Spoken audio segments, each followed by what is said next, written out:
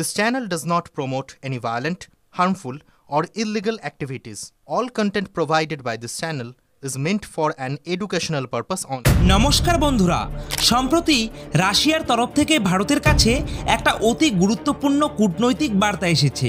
Moscow চাইছে 2006 সালে ভারত, চীন এবং রাশিয়ার মধ্যে যে ত্রিদেশীয় জোট RIC ট্রয়কার সূচনা হয়েছিল সেই জোটকে আবার সক্রিয় করা হোক। কারণ 2020 সালে ভারত চীন গালওয়ান সংঘর্ষের পর এই ত্রয়ী আর কখনোই একসাথে বসেনি। আর তাই এখন রাশিয়া ভারত এবং চীনকে সরাসরি প্রস্তাব দিয়ে বলছে এবার ট্রাম্পের বিরুদ্ধে রাশিয়া, চায়না এবং ইন্ডিয়ার একজোট হওয়ার সময় এসেছে। কিন্তু প্রশ্ন উঠছে যে রাশিয়া কেন হঠাৎ এমন প্রস্তাব দিচ্ছে? রাশিয়ার এই আগ্রহের পেছনে কি ভারত রাশিয়ার পুরনো বন্ধুত্বের স্মৃতিটা কাজ করছে, নাকি এর পেছনে রয়েছে বৃহৎ কোনো ভূ রাজনৈতিক রণকৌশল? কেন এই কথা বলছি? কারণ বর্তমানে বিশ্ব রাজনীতি এমন একটা স্পর্শকাতর জায়গায় দাঁড়িয়ে আছে যেখানে পশ্চিমা শক্তিগুলি, বিশেষত ন্যাটো, একদিকে চীনের বিরুদ্ধে এবং অন্যদিকে রাশিয়ার বিরুদ্ধে চাপ সৃষ্টি করেই চলছে। এমনকি মার্কিন প্রেসিডেন্ট ডোনাল্ড ট্রাম্প রাশিয়ার সম্পর্কে সম্প্রতি কড়া অবস্থান নিয়েছে। অতএব খুব স্বাভাবিকভাবেই প্রশ্ন উঠছে যে তাহলে কি সেই পরিপ্রেক্ষিতেই রাশিয়া ভারত এবং চীনকে সঙ্গে নিয়ে পাল্টা কোনো শক্তি বলয় তৈরি করতে চাইছে, যেটা ন্যাটোর বিরুদ্ধে পাল্টা একটা শক্তিশালী এশিয়া জোট হবে? এটা কি সত্যি এমন একটা উদ্যোগ যা আন্তর্জাতিক ভূ রাজনীতির মোড়কেই ঘুরিয়ে দেবে? তাই আজকের এই ভিডিওর আলোচনায় আমরা বিশ্লেষণ করব, যদি ভারত, চীন এবং রাশিয়ার এই ট্রয়কা জোট সক্রিয় হয় তবে সেই জোটে ভারতের ভূমিকা কি হবে? চীন কি আদৌ ভারতের সঙ্গে হাতে হাত মিলিয়ে আমেরিকার আধিপত্যকে চ্যালেঞ্জ করতে চাইবে? এবং আমেরিকা এই উদ্যোগেরই বা কি প্রতিক্রিয়া করতে পারবে? এবং খুঁজে দেখার চেষ্টা করব যে এই সম্ভাব্য ত্রয়ী জোট বিশ্ব রাজনীতির ভারসাম্যে ঠিক কতটা পরিবর্তন আনতে পারবে। তো চলুন শুরু করি আজকের এই গভীর ভূ রাজনৈতিক বিশ্লেষণ। দেখুন, 1991 সালে সোভিয়েত ইউনিয়ন পতনের পর USSR ভেঙে 15টা দেশ বেরিয়ে যায়, যেমন Kazakhstan, Uzbekistan, Turkmenistan, Kyrgyzstan, Ukraine, Belarus, Latvia, Lithuania, Estonia প্রভৃতি দেশ আপনারা কম বেশি প্রত্যেকেই জানেন। 1991-এর সোভিয়েত রাশিয়ার এই ভাঙনের ফলে রাশিয়ার রাজনৈতিক এবং অর্থনৈতিক ভিত্তি মারাত্মকভাবে ক্ষতিগ্রস্ত হয়ে পড়েছিল এবং এরপরে 1998 সালে রাশিয়া এক গভীর অর্থনৈতিক সংকটের মধ্যে পড়ে, যার ফলে মুদ্রার দাম প্রায় 35% নেমে যায় এবং ব্যাংকিং ব্যবস্থা একেবারে ভেঙে পড়ার জোগাড় হয়। সেই একই সময়কালে ভারতও খুব একটা ভালো অবস্থায় ছিল না। 1991 সালে বৈদেশিক মুদ্রার ভাণ্ডার এতটাই কমে গিয়েছিল যে ভারতের কাছে মাত্র 15 দিনের আমদানি করার মতো ডলার অবশিষ্ট ছিল। পরিস্থিতি এতটাই জটিল হয়ে যায় যে ভারত সরকার 47 টন সোনা বিদেশে বন্ধক রাখতে বাধ্য হয়। এই সংকট থেকে রক্ষা পাওয়ার জন্য ভারত তখন চালু করে উদার অর্থনৈতিক ব্যবস্থা। শুরু হয় লিবারাইজেশন, প্রাইভেটাইজেশন এবং গ্লোবালাইজেশন, যা পরবর্তীকালে ভারতের ভবিষ্যৎ অর্থনীতির আমল পাল্টে দেয়। অর্থাৎ রাশিয়ার খারাপ সময়ে ভারতেরও কিন্তু একটা আর্থিক দুরবস্থা চলছিল। আর সেই একই সময়কালে চীনে তখন চলছিল ঐতিহাসিক তিয়েনআনমেন স্কোয়ারের রাজনৈতিক ঘটনা। 1989 সালে চীনে তখন চলছিল তিয়েনআনমেন স্কোয়ার আন্দোলন, যেখানে হাজার হাজার ছাত্রছাত্রী গণতন্ত্রের দাবিতে বিক্ষোভে অংশ নিয়েছিল। চীনা সেনাবাহিনী কঠোরভাবে দমননীতির ফলে তখন বহু মানুষ কিন্তু নিহত হন এবং এই ঘটনার পরে পশ্চিমা বিশ্ব, বিশেষ করে আমেরিকা, চীনের কঠোর সমালোচনা করে এবং চীনের ওপরে একাধিক নিষেধাজ্ঞাকে আরোপ করে। অনেক বিশেষজ্ঞদের মতে এই তিয়েনআনমেন স্কোয়ার আন্দোলন আমেরিকার উস্কানিতেই তৈরি হয়েছিল, যাতে চীনের অভ্যন্তরে একটা অস্থিতিশীলতা তৈরি করা যায়। অর্থাৎ এই একই সময়ে এই তিনটি বড় দেশেরই কিন্তু আমেরিকার বিরুদ্ধে তিনটা বড় অভিজ্ঞতা হয়, অর্থাৎ সোভিয়েতের পতন, ভারতের অর্থনৈতিক দুর্দশা এবং চীনের রাজনৈতিক অস্থিরতা। আর এর প্রত্যক্ষ ফল এই তিন দেশের নেতৃত্বকে আমেরিকার বিরুদ্ধে একজোট করে তোলে। এই তিন শক্তি একসাথে উপলব্ধি করে যে আমেরিকার এই একতরফা আধিপত্য তাদেরকে যে দুর্বল করছে তাই নয়, তাদেরকে ভেঙে ফেলারও চেষ্টা করছে।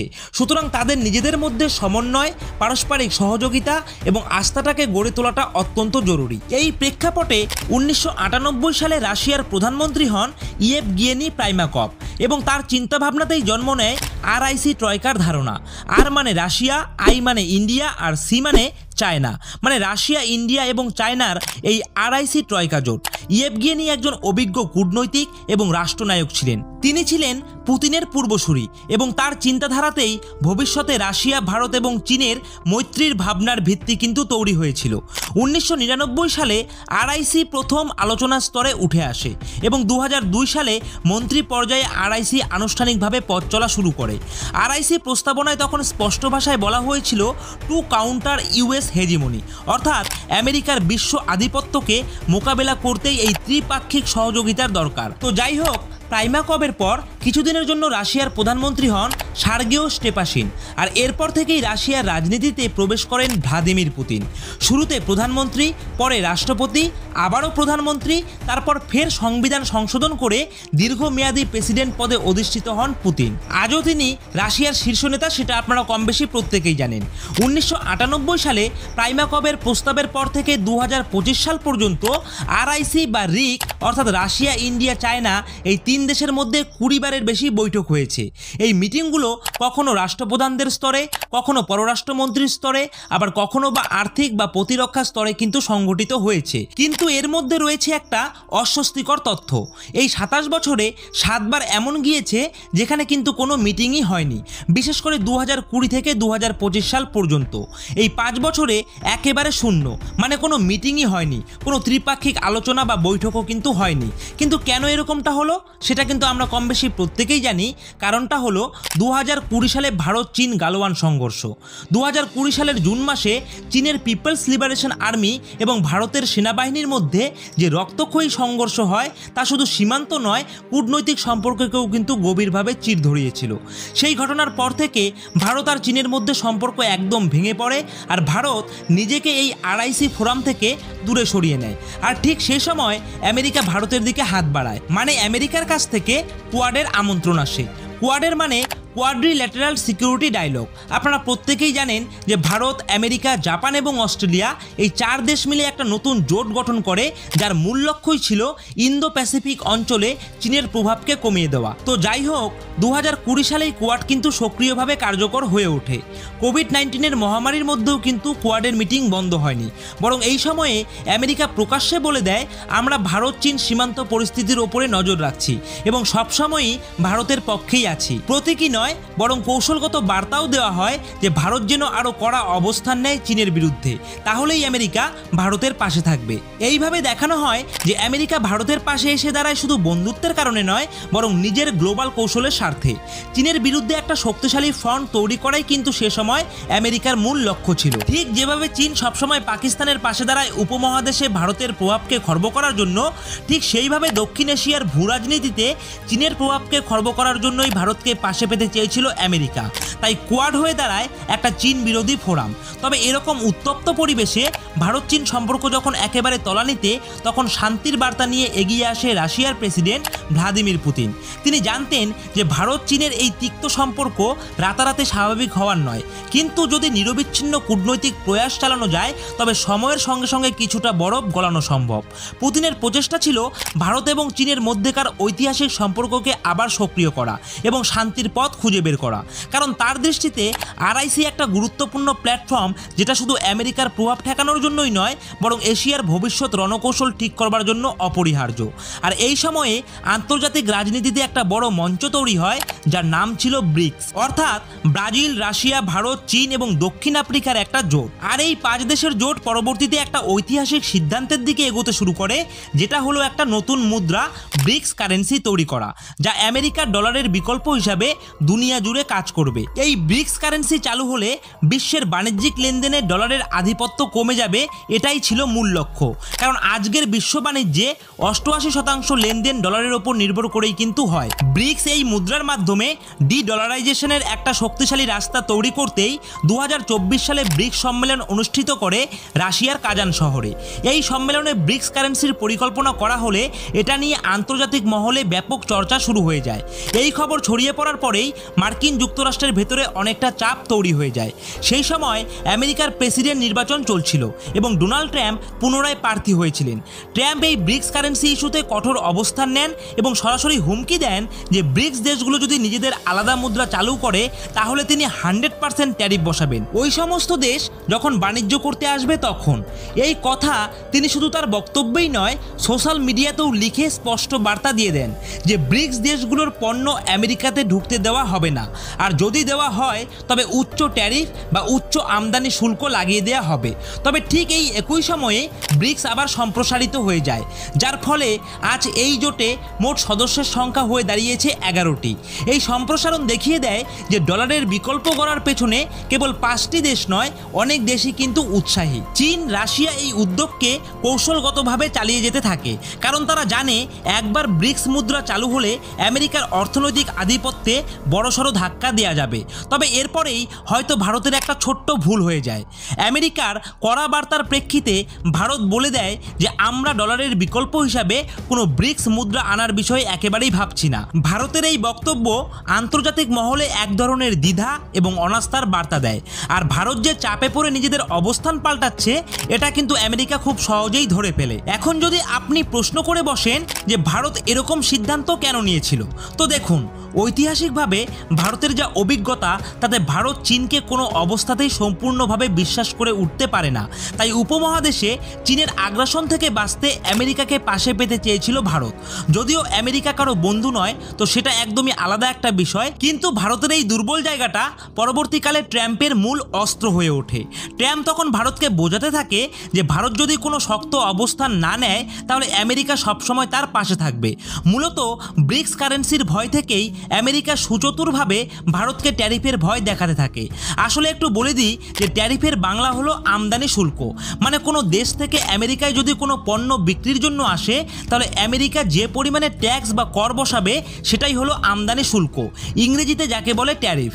যদিও পরিসংখ্যান বলছে ভারতের ট্যারিফের হার সর্বোচ্চ নয়, কিন্তু আমেরিকা ভারতের ওপরে যেটুকুন ট্যারিফ বসিয়েছে তাতেই আমেরিকায় ভারতের বাণিজ্য অনেকখানি ক্ষতিগ্রস্ত হয়ে গেছে।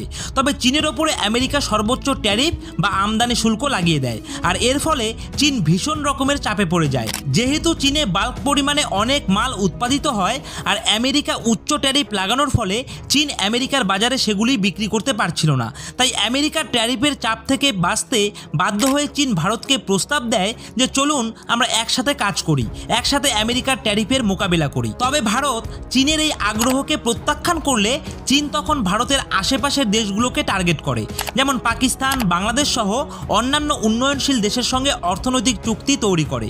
যদিও এই দেশগুলো অর্থনৈতিকভাবে খুব একটা শক্তিশালী নয়, তবুও চীনের কৌশল ছিল তাদের মাধ্যমে ভারতকে চাপে ফেলে রাজি করানো।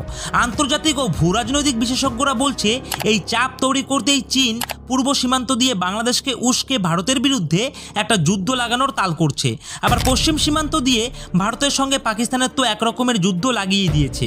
আর এত সব কিছু যখন হচ্ছিল তখন রাশিয়া এইসব ঘটনা খুব ভালোভাবে পর্যবেক্ষণ করছিল। দেখুন, ভারত বিশ্বের চতুর্থ বৃহত্তম অর্থনীতির দেশ এবং ক্রয় ক্ষমতায় তৃতীয়। তাই রাশিয়া বুঝতে পেরেছিল যে এমন পরিস্থিতিতে ভারত এবং চীনের মতো বড় বাজারের দেশগুলো একসঙ্গে না থাকলে আমেরিকার চাপ সামলানো ভীষণ কঠিন হয়ে যাবে। তাই রাশিয়া বড় ভাইয়ের মতো ভারত এবং চীনকে একসাথে নিয়ে কাজ করার জন্য আহ্বান জানায়, কারণ পুতিন জানেন একসঙ্গে থাকার শক্তি দিয়েই বড় গেম বদলানো সম্ভব। তাই বর্তমানে রাশিয়া বলছে ভারত, চীন এবং রাশিয়া এই তিন দেশ যদি এক হয় এবং অকারণে যদি নিজেদের মধ্যে কোনো রকম ঝামেলা না করে তাহলে আমেরিকার ট্যারিফ আক্রমণকে একযোগে মোকাবেলা করা সম্ভব। এই তিন দেশের সহযোগিতায় কেবল অর্থনৈতিক নয়, কূটনৈতিক স্তরেও প্রত্যেকেরই ক্ষমতা বা শক্তি বাড়বে। প্রাসঙ্গিকভাবে এখানে বিশ্ব ব্যাংকের 2023 সালের একটা রিপোর্টের কথা আপনাদেরকে জানিয়ে রাখি, যেখানে বলা হয়েছিল যদি ভারত এবং চীন একসঙ্গে চলতে পারে তবে তাদের মিলিত জিডিপি 45 ট্রিলিয়ন মার্কিন ডলারেরও বেশি হবে, যা বিশ্বের অর্থনীতির অন্তত গুরুত্বপূর্ণ পজিটিভ প্রভাব ফেলবে। যদিও বাস্তবে ভারত চীনের সম্পর্ক এত সহজ নয়। বিভিন্ন বিতর্ক, সীমান্ত সমস্যা এবং জাতীয় স্বার্থের পার্থক্যের কারণে ভারত এবং চীনের একসাথে পথ চলাটা অত্যন্ত কঠিন। তবে যদি এই দুটি শক্তিধর দেশ একসাথে কাজ করে তাহলে বঙ্গোপসাগর থেকে আরব সাগর পর্যন্ত একটা নতুন রাজনৈতিক এবং অর্থনৈতিক শক্তি তৈরি হয়ে যেতে পারে, যার ফলে আমেরিকার প্যাসিফিক এবং ভারত মহাসাগরীয় অঞ্চলে প্রভাবটা কিন্তু অনেকটা কমে যাবে বা থাকবে না বললেই চলে। অতএব বাধ্য হয়েই রাশিয়ার নেতৃত্বে ভারত এবং চীন কাছাকাছি আসছে বলেই কিন্তু মনে হচ্ছে এবং একটা এশিয়ান জোট তৈরি হওয়ার সম্ভাবনাও কিন্তু তৈরি হচ্ছে। তো বন্ধুরা, আশা করছি আপনাদেরকে সম্পূর্ণ বিষয়টা বুঝিয়ে বলতে পারলাম। এখন আপনাদের কাছে আমার প্রশ্ন, আপনাদের কি মনে হয় ভারত কি চীনের সঙ্গে এক হতে পারবে, একসঙ্গে কাজ করতে পারবে? আমেরিকার ট্যারিফ নীতির বিরুদ্ধে ভারতের কি এই পদক্ষেপ নেওয়া উচিত? আরআইসি ট্রয়কা অর্থাৎ ভারত, চীন, রাশিয়া এই শক্তিজোট ভবিষ্যতে কি সফল হবে? কমেন্ট বক্সে আপনারা কিন্তু আপনাদের মূল্যবান মতামতটি কমেন্ট করে জানাতে ভুলবেন না। আপনাদের প্রত্যেকের কমেন্ট পড়ার অপেক্ষায় রইলাম। আর যদি আজকের এই ভিডিওটি আপনাদের ভালো লেগে থাকে তাহলে অবশ্যই আমাদের এই ভিডিওটিতে একটি লাইক করে দেবেন আর ভিডিওটিকে প্রচুর পরিমাণে আপনাদের বন্ধুদের সঙ্গে শেয়ার করে দেবেন। আর এই ধরনের ভিডিওগুলি পাওয়ার জন্য অবশ্যই আপনারা আমাদের এই নিউজ জিওপলিটিক্স ইউটিউব চ্যানেলকে সাবস্ক্রাইব করে দিয়ে পাশে থাকা বেল আইকনটিকে বাজিয়ে দেবেন। তো বন্ধুরা, আজকের ভিডিওটা এখানেই শেষ করছি। জয় হিন্দ, জয় ভারত।